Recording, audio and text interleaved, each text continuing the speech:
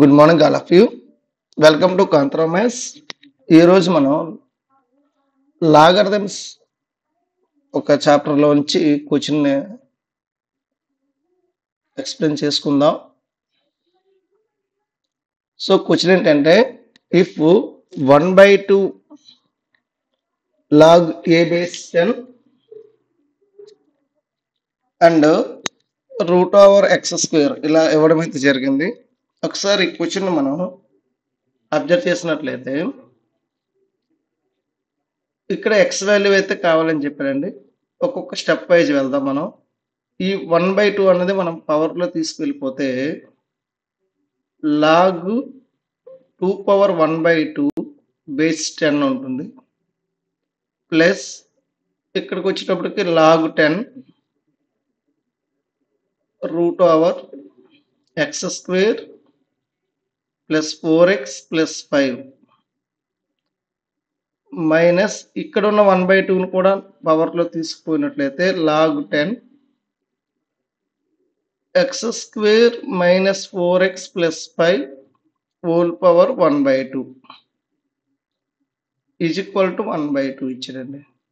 ఎక్కడెక్కడైతే 1/2 ఉందో ఆ ప్లేసుల్లో రూట్ను మనం పెట్టుకుంటే అప్పుడు లాగ్ ఆఫ్ ఇదేమవుతుంది రూట్ 2 ప్లస్ లాగ్ 10 ఇక్కడ కూడా x square plus 4x plus 5. So ఇక్కడ ఉన్నదాన్ని కూడా రూట్ గానే కన్వర్ట్ చేసుకుందాము. అప్పుడు log 10 root over x square minus 4x plus 5 is equal to 1/2. మనం ఈ మొత్తం ప్రొసీజర్ అంతటిని ఒకే లాగరిథంగా కన్వర్ట్ చేసినట్లయితే బేస్డ్ ఆన్ ఫార్ములాస్ బట్టి ఈ రెండు ఇంటూ అవుతాయండి. ఇది బైలోకి వస్తుంది. అంటే root 2 into root over x square plus 4x plus 5 whole by X square minus 4x plus 5 is equal to 1/2.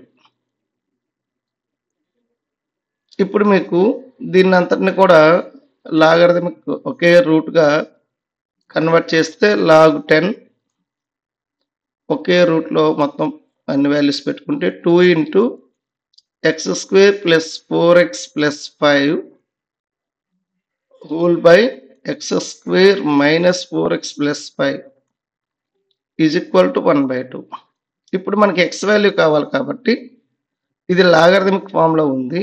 ఈ లాగరిథమిక్ ఫామ్లో ఉన్న వాల్యూని మనం ఏం చేద్దామంటే ఎక్స్పోనెన్షియల్ ఫామ్గా రాస్తే అప్పుడు ఏమవుతుంది అంటే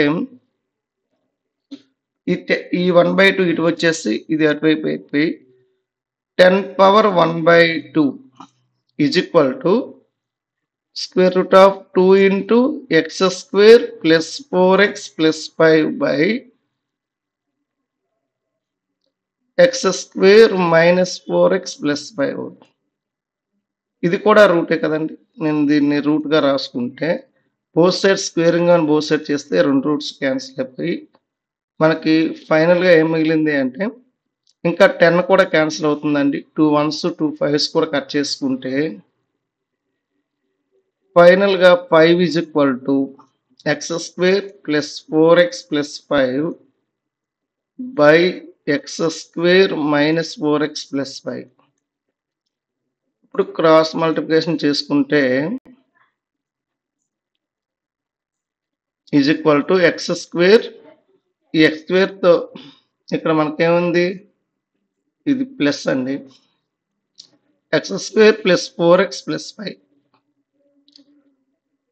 సింప్లిఫై చేసుకుంటే 5x square minus 20x plus 25 is equal to X square 4x plus 5.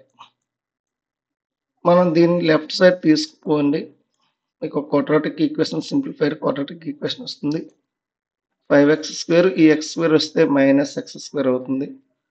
ఇది మైనస్ 20x ఇది minus 4x plus 25 minus 5 is equal to 0.